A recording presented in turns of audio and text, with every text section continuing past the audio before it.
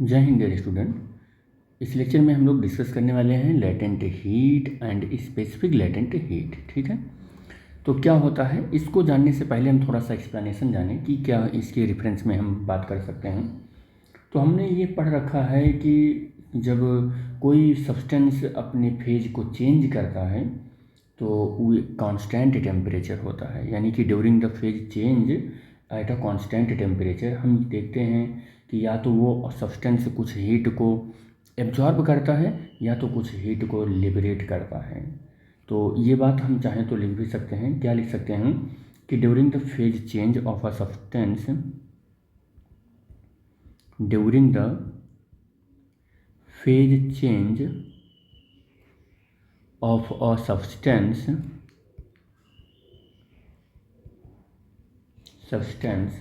तो हम देखते क्या हैं कि which takes place at a constant temperature। ये क्या होता है, which takes place at a constant temperature। कब होता है ये, कांस्टेंट टेम्परेचर पर होता है। और इस कांस्टेंट टेम्परेचर पर considerable amount of heat energy या तो एब्जॉर्ब होती है या तो लिबरेट होती है। तो हम ऐसा भी लिख सकते हैं, कंसिडरेबल अमाउंट ऑफ एनर्जी या तो क्या होती है, एनर्जी एब्जॉर्ब्ड होती है और या तो क्या होता है, लिबरेट होती है। ये कंसिडरेबल अमाउंट ऑफ एनर्जी या तो एब्जॉर्ब्ड होती है या लिबरेट होती है। एग्जाम्पल के तौर पर मैं आपको बताने की कोशिश करूँगा कि हीट एनर्जी एब्जॉर्ब्ड होती है। हीट एनर्जी जो है वो क्या होती है, एब्जॉर्ब्ड होती है। और जब एब्जॉर्ब्ड होती है कहाँ, मान लो कि कोई एक सॉलिड है और वो सॉलिड मान लो कि मेल्ट हो रहा है। क्या हो रहा है, मेल्ट हो रहा है। सॉलिड है और ये क्या हो रहा है, मेल्ट हो रहा है। मेल्ट होकर किस में बदल रहा है, लिक्विड में बदल रहा है। यहाँ पर ऐसे लिखूँगा कि मेल्ट हो रहा है और लिक्विड में बदल रहा है। कोई सॉलिड है, मेल्ट होकर लिक्विड में बदल रहा है तो हीट एनर्जी एब्जॉर्ब्ड होगी। और अगर मैं यहाँ कहूँ कि हीट एनर्जी है और वो लिबरेट होगी तो मैं ऐसा बोल सकता हूँ कि लिक्विड कोई है और वो क्या हो रहा है, फ्रीज होकर सॉलिड में बदल रहा है। और याद रखना कि जो हीट एनर्जी या कह सकते हैं हीट एब्जॉर्ब्ड एनर्जी है या हीट एनर्जी जो एब्जॉर्ब्ड हुई है वो ठीक हीट एनर्जी के बराबर होगा। कहाँ पर, लिबरेट होने में। और ये पूरा जो प्रोसेस होता है, ये पूरा प्रोसेस जो होता है एट अ कांस्टेंट टेम्परेचर पर होता है। ये पूरा process at a constant temperature पर होता है।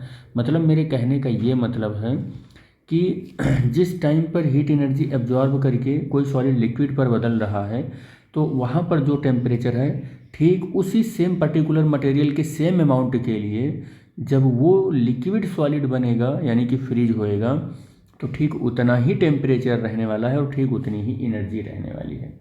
इससे अलग हम और बात कर सकते हैं कि जब कोई लिक्विड वेपर होगा हीट एनर्जी तब भी एब्जॉर्ब्ड होगा।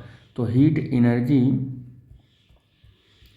एनर्जी तब भी एब्जॉर्ब्ड होगा जब क्या होगा कि कोई लिक्विड क्या बन जाएगा, कोई लिक्विड हमारा क्या बन जाता है, वेपर बन जाता है। तो लिक्विड हमारा क्या बन जाएगा, वेपर बन रहा है। या हम ऐसा कह सकते हैं कि वेपोराइजेशन हो रहा है। तब भी हीट एनर्जी क्या हो रही है, वो एब्जॉर्ब हो रही है। क्या देखो ये हमारा लिक्विड है, ये भी याद रखना ये लिक्विड है और वेपोराइजेशन क्या है, हमारा गैस है। ठीक है। और हीट एनर्जी एक चीज़ और देखते चलो आप कि हीट एनर्जी लिबरेट होगी यहाँ पर।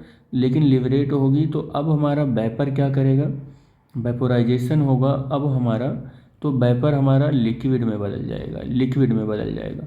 तो और ये दोनों ये भी क्या होंगे, एट अ कांस्टेंट टेम्परेचर पर होंगे। और इस केस में भी ठीक वही चीज़ अप्लीकेबल है जो इससे पहले इसमें अप्लीकेबल था कि ये जो हमारी हीट एनर्जी है यानी कि हीट एनर्जी जो एब्जॉर्ब्ड हुआ है ठीक हीट एनर्जी लिबरेट के इक्वल होगी, लिबरेट की क्या होगी, इक्वल होगी। और इस प्रोसेस में यानी कि जब कोई भी लिक्विड वेपर होता है या वेपर से लिक्विड बनता है, तो जो लिक्विड से वेपर होने में जो हीट एनर्जी अब्जॉर्ब हुई रहती है, वही वेपर से लिक्विड बनने में वही हीट एनर्जी लिबरेट भी करती है। तो ये दोनों इक्वल होता है। और इस पूरे प्रोसेस में मैं बार बार बोलता हूँ कि आइडियल मटेरियल है तो टेम्परेचर क्या होगा, टेम्परेचर कांस्टेंट हो जाएगा। टेम्परेचर क्या होने वाला है, कांस्टेंट होने वाला है, यानी कि टेम्परेचर कांस्टेंट हो जाता है। ठीक है। अब हम यहाँ पर एक चीज़ देख रहे हैं कि यहाँ पर टेम्परेचर कांस्टेंट हो रहा है, यहाँ पर भी टेम्परेचर कांस्टेंट हो रहा है, और यहाँ पर हीट एनर्जी लिबरेट हो रही है, यहाँ पर एब्जॉर्ब हो रही, यहाँ एब्जॉर्ब हो रही है, यहाँ लिबरेट हो रही है। यहाँ पर देखो एब्जॉर्ब हो रहा है और लिबरेट एनर्जी जो हो रहा है वो दोनों एक दूसरे के इक्वल हैं। इसी से थोड़ा आप अगर रिलेट करके बात करें तो आप ये पाएंगे कि हीट एनर्जी जो एब्जॉर्ब हो रही है वो एब्जॉर्ब कब हो रही है, जब उस मटेरियल का फेज चेंज हो रहा है। आप देखो ध्यान से, मटेरियल का क्या हो रहा है, फेज का चेंज हो रहा है, फेज चेंज हो रहा है। और हीट एनर्जी देखो तब भी हमारी हमें लिबरेट हो रही थी जब यहाँ पर फेज का चेंज हो रहा है, यहाँ पर फेज का चेंज हो रहा है, चेंज इन फेज हो रहा है। तो फेज के चेंज होने में हम ये देख रहे हैं कि हीट एनर्जी लग रही है, यानी कि इमिट हो रही है, एब्जॉर्ब हो रही है, लेकिन एग्जैक्टली यहाँ पर हीट एनर्जी मैनिफेस्टेड नहीं हो पा रहा है। तो जब मैनिफेस्टेड नहीं हो रहा है, क्यों नहीं हो पा रहा है, हीट यहाँ मैनिफेस्ट क्यों नहीं हो पा रहा है, क्योंकि टेम्परेचर कांस्टेंट है।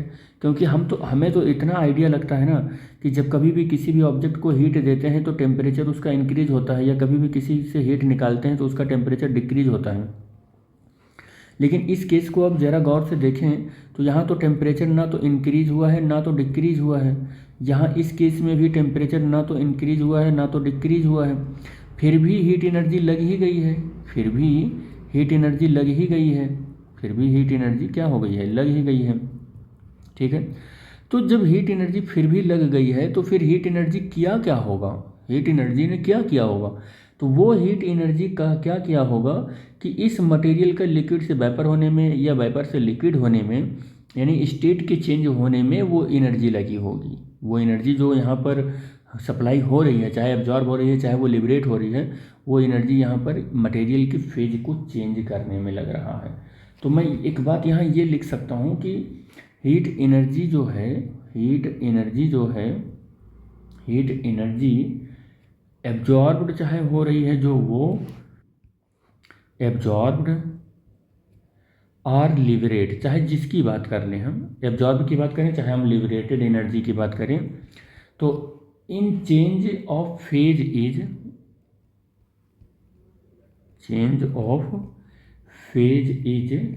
Not externally manifested by any rise or fall the temperature, fall in temperature कर लो, fall in temperature, it is called the latent heat। Latent heat, इसी को हम क्या बोलते हैं, लैटेंट हीट बोलते हैं। या आप अलग से लिख सकते हैं कि लैटेंट हीट क्या होता है। तो लैटेंट हीट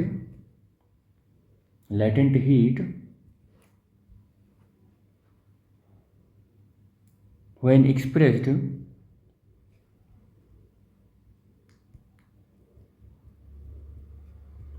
expressed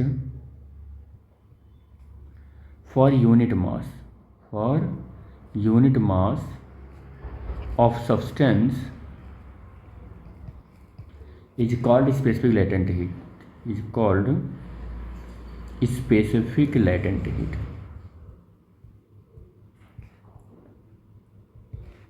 और ये आगे हम लिख देते हैं, it is the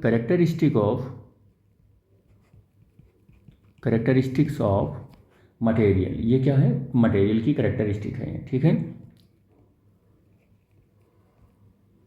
property of substance.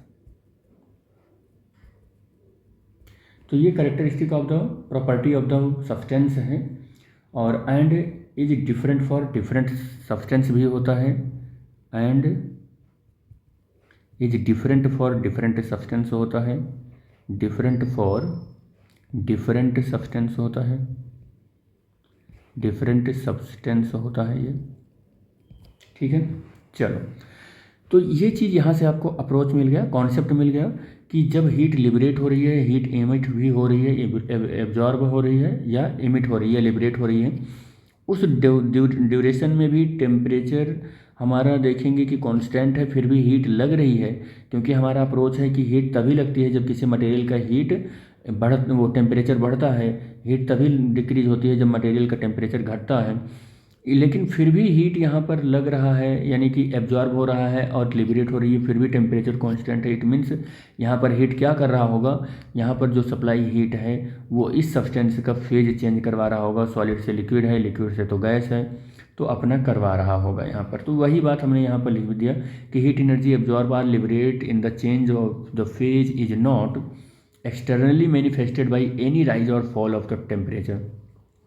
Temperature के घटने बढ़ने से यहाँ पर कोई हीट एनर्जी का एब्जॉर्ब लिबरेशन का पता नहीं चल पाता है, एग्जैक्टली तो नहीं पता चल पाता है। तो फिर अगर टेम्परेचर राइज और फॉल नहीं कर रहा है, कांस्टेंट टेम्परेचर है, फिर भी हीट यहाँ एब्जॉर्ब लिबरेट हो रही है, तो फिर कॉन्सेप्ट आ जाता है लेटेंट हीट का। और लेटेंट हीट किसी मटेरियल की एक ऐसी करेक्टरिस्टिक प्रॉपर्टी है जो यूनिट मास के लिए डिफाइंड किया गया है। और जब यूनिट मास के लिए वो हीट अगर लगता है उस मटेरियल को अपने फेज को चेंज करने के लिए, तो उसे स्पेसिफिक लेटेंट हीट बोलते हैं। यह मटेरियल की एक ऐसी करेक्टरिस्टिक प्रॉपर्टी है जो डिफरेंट होती है डिफरेंट मटेरियल की, बट किसी मटेरियल की सेम होती है। अगर हम इसको रिप्रेजेंटेशन को लेकर बात करें तो इसे कैपिटल एल से रिप्रेजेंट करते हैं लेटेंट हीट को। और इसका फॉर्मूला जो होता है capital L is equal to heat absorbed होता है। चाहे हीट एब्जॉर्ब्ड आप लिख लो, एब्जॉर्ब्ड लिख लो, और चाहे आप क्या लिख लो, चाहे आप हीट लिबरेट लिख लो, चाहे आप क्या लिख लो, हीट लिबरेट लिख लो, चाहे आप हीट लिबरेट लिख लो। हीट एब्जॉर्ब या हीट लिबरेट में से कोई भी एक हो जाएगा। और हीट एब्जॉर्ब हो रही है, हीट लिबरेट हो रही है, कब हो रही है ये भी बात आपके लिए बड़ा इंपॉर्टेंट है। वो हो रहा है for the change of phase के लिए। कहाँ हो रहा है? For the change of phase के लिए, चेंज ऑफ फेज के लिए याद रखना, क्योंकि फेज का चेंज होता है तभी लेटेंट हीट का कॉन्सेप्ट आता है, अदरवाइज नहीं आता है। और अपॉन क्या होता है? मास होता है। क्या होता है? मास होता है। तो latent heat L is equal to Q upon M, और क्यू इज इक्वल टू क्या हो जाएगा? एम एल आ जाएगा। Q is equal to M L आ जाएगा, ठीक है। अब अगर स्पेसिफिक लेटेंट हीट को आपको थोड़ा सा और कैटेगराइज स्पेसिफाइड आपको डेफिनेशन देना हो तो आप ऐसा भी लिख सकते हैं कि specific latent heat of a phase, specific latent heat of a phase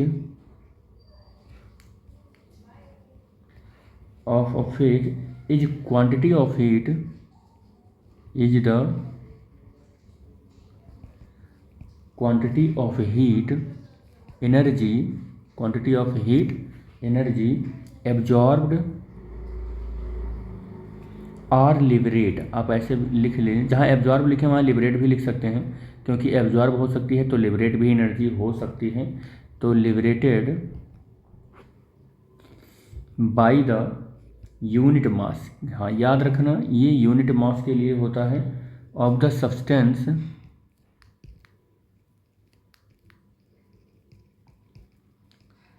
substance for the change in its phase at a constant temperature, constant temperature.